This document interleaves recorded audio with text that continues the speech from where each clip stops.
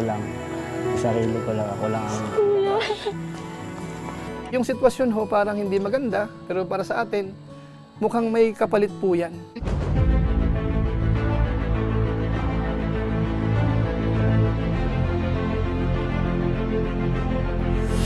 Ayun, shoutout guys, muli po, welcome to my YouTube channel. Ito po si Kuya Julay, ang inyong katugang, ang inyong kalingap. Na muling babati po sa inyo ng magandang araw, magandang gabi, sa ang sulok man po tayo ng mundo naroon. At sa araw na ito, meron tayong panibagong vlog. Pag-usapan po natin yung vlog po ni Kalingap Rab kay Ingkit, na kung saan po dito, marami hong nagulat at marami pong umiyak, maraming naawa po kay Ingkit dahil nga po sa ginawa po ni Kuya David. So sa pagkakataong ito, pag-usapan po natin, yung ginawa ho ba ni Kuya David ay makakabuti or hindi. Pero bago po yun, konting paalala po si Kuya Julay. Baka sakaling meron pa po ditong hindi nakasubscribe sa ating YouTube channel, wag nating kalimutan, Julay Paunil. Tapos pakipindot lang po yung notification bell button para lagi po tayong updated sa aking mga upload. Tapos yung ating Facebook page po, kung okay lang sa inyo, pwede po nating i-follow, pwede pong i-like at saka po i-share yung mga upload po natin dyan. Tapos siyempre po sina Kuya Bala Santos Matubang, Kalingap Rab, Ate Edna Vlog, Sir Will Malalag, at saka po yung Jabber Sniper, mga kasamaan ho natin sa Team Kalingap. Suportahan din po sana natin. So maraming salamat po sa inyong lahat. Ngayon, tuloy na po tayo. Pag-usapan na po natin yung vlog po ni Kalingap Rab kahapon, patungkol po kay Ingkit at saka kay Kuya David. Mukhang marami pong nagulat mga kababayan po natin. At higit sa lahat, marami pong naawa. Kahit basahin po natin sa comment section, karamihan po sa mga reaksyon po nila ay talagang awang-awa po sila kay Ingkit sa nangyari. Pero alam nyo po ba mga kababayan po natin sa ating opinion, parang pabor pa po kay Ingkit ito lumalabas. Ano mga kabayan natin. Pero bago po yun siguro, maganda, gusto ko po munang ipapanood po sa inyo yung ilan po sa mga clips nung nagpaalam po si Kuya David na sinabi niya na parang stop na po muna yung kanilang love team po. Tapos mamaya na po tayo magbigay po ng reaksyon. Ito panoorin po muna natin. Ano kasi, kung okay lang sana, gusto ko muna sana magpaalam sa love kit.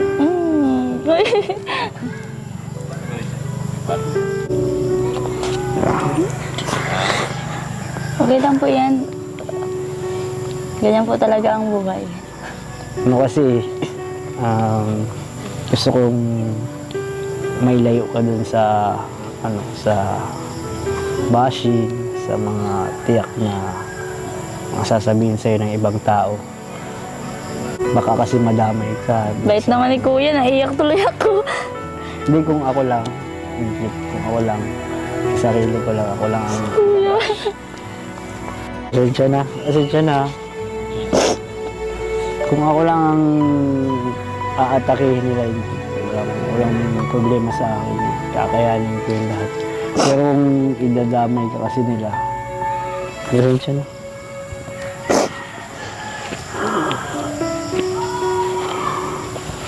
Si Kuya, wala pa yan. Ang pangit ko pati pag nangulit siya. Hindi naman. Hindi nga. Walang halong biro. Ano po, nalulungkot po ako pero natutuwa rin kasi po, di lang yung sa sarili mo po ang iniisip mo. Kundi yung para din sa akin. Salamat po. Sana huwag kang galit sa akin. Hindi po, wala po akong galit. Kung ako lang, gusto ko ituloy. Gusto ko hanggang dulo, hanggang makagraduate ka. Kasi para sa iyo yun. Pero kung ganun, okay lang. Okay lang po. So ayun mga kabayan po natin, kitang-kita po natin. Doon po sa mga scene na yon, talagang kahit naman po siguro sino, maaawa ho kay Ingkit. Doon sa sitwasyon na yon, talagang naiyak po siya. At talagang yung iyak niya po ay talagang ramdam niya. Ramdam na ramdam niya. Although sa pagkakaalam ko po, yung touring po ni Ingkit naman po dito sa kanilang love team, sa palagay ko lang po, hindi naman hinihingi yung tipong kasingkilig po ni Kalingap Eds, doon po sa EDSI, o kaya sa Jomcar, mga kabayan po natin. Sa pakiramdam ko po parang ganon. Kaso nga lang po siyempre, yung mga viewers po natin, minsan hinahanap din po talaga yon. So dito po ang masasabi ko po dito, sa part po ni Kuya David, bagamat siyempre po maraming naiinis po kay Kuya David sa nangyari. Pero para sa akin po, parang mas maganda na po yung ginawa niya. Kasi kahit naman po siguro sino, nararamdaman po natin na talagang kumbaga ang touring lang ni Kuya David talaga dito ay mga kaibigan lang po talaga. Kasama siguro sa sa religion nila, kung pareho po sila ng pananampalataya. So siguro parang hanggang doon lang. Kaya kung sakasakali po itong tatagal ng tatagal, sa palagay ko po, lalo ho sigurong hindi magugustuhan ng mga viewers. Kasi sigurado po darating sa point na ganito rin ang mangyayari. So mas maganda na po yung napaaga, mga kabayan po natin. Magkaroon man po siya ng mga buzzers, pero at least ho, ngayon lang po yan, lilipas din po yan. Kaysa naman po sa patatagalin pa, tapos ang kakalabasan ay ganito rin. Di ba mga kabayan po natin? Tama kayo. Dito po kasi sa Team Kalingap, sa ating naobserbahan ho, yung mga love team po na talagang nagbabiral, talagang ang dating ho talaga, yung tipong match talaga sila. Kamukha halimbawa, nung Jomcar, kung makita po natin, talagang bagay ho talaga sila. Sa height nila, sa body build nila, talagang bagay sila. Tapos sa EDSI naman po, si Kalingap Eds matangkad, si Biancy ho matangkad din. So kumbaga po, maganda po yung match up kumbaga. Tapos sa male Brad naman, kung titingnan po natin, si J Brad at saka po si Melka, yung size ng katawan nila halos okay lang. Tamang-tama, kaya ang dating po sa mga viewers natin, para bang nag-a-assume yung iba na kung sakasakali magkatuluyan, parang okay na okay. Pero sa case po ni na Kuya David po, aminin man po natin ang katotohanan, huwag lang sanang mau-offend ang iba. Talagang kitang-kita po natin si Inggit po ay masyadong matangkad, kahit babae po siya.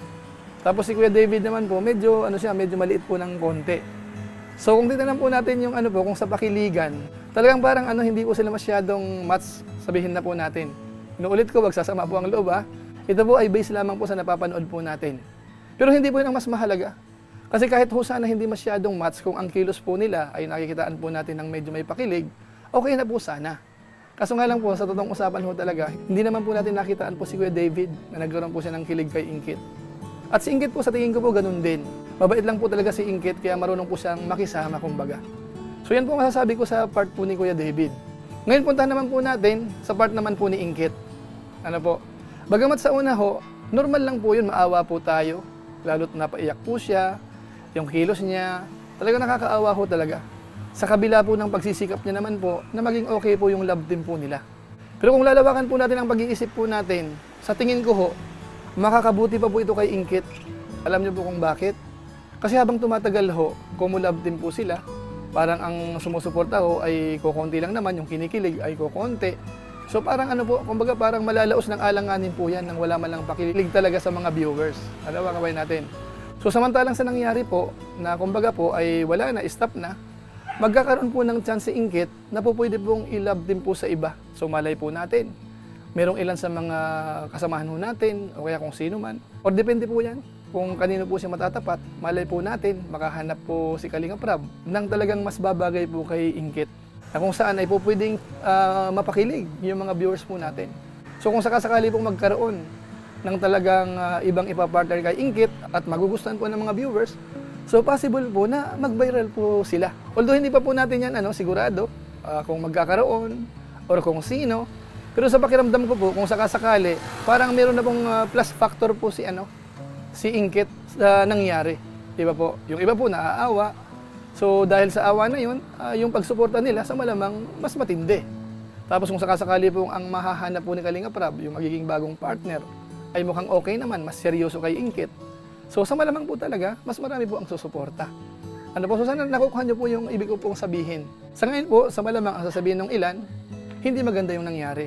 Pero para sa akin po, kung lalawakan po natin ang ating isipan, sa malamang ho, po pwedeng mas makatulong pa po sa kanila. Sa part po ni David, sa part ni Inggit, mas magugustuhan po sila ng ilan sa mga viewers po, mga kabayan po natin.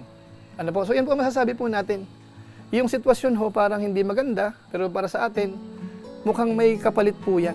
Mukhang may papalit na mas papabor kay Inggit. Mga kabayan natin. At ganoon din po sa part po ni Kuya David. Imbis na dumami po yung kanyang buzzers, syempre ho, ngayon lang yan. Pag lumipas na po yan, magiging okay na. Kaysa naman sa ipilit natin ng ipilit, dumadami yung buzzers ni Kuya David. Maraming nagko-comment na wala man lang ka-effort. So mas lalo pong hindi maganda, di ba ang kabayan natin? So sana ho maliwanag po yung ating reaction po dito sa napanood po natin. Dito po sa vlog ni Kalingap Rab kay Inggit at saka po kay Kuya David. So para sa atin in general, sa kabuuan, mas okay na po yun. Yan po ang aking opinion. So siguro po sa pamamagitan po niyan, pansamantala magpapaalam po muna tayo. Pero gaya po ng dati, meron lang po muna tayong isa shout out.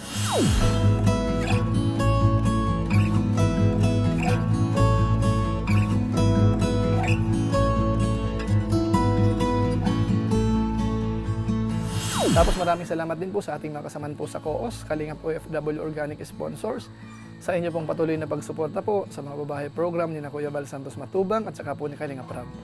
Maraming salamat po sa inyo. So muli ito po si Kuya Julay, ang inyong katugang, ang inyong kalingap, na pansamantalang nagpapaalam po muna. Kita-kita ulit tayo sa mga susunod ko pang vlog. Maraming salamat sa inyong walang sawang pagsuporta po sa ating YouTube channel.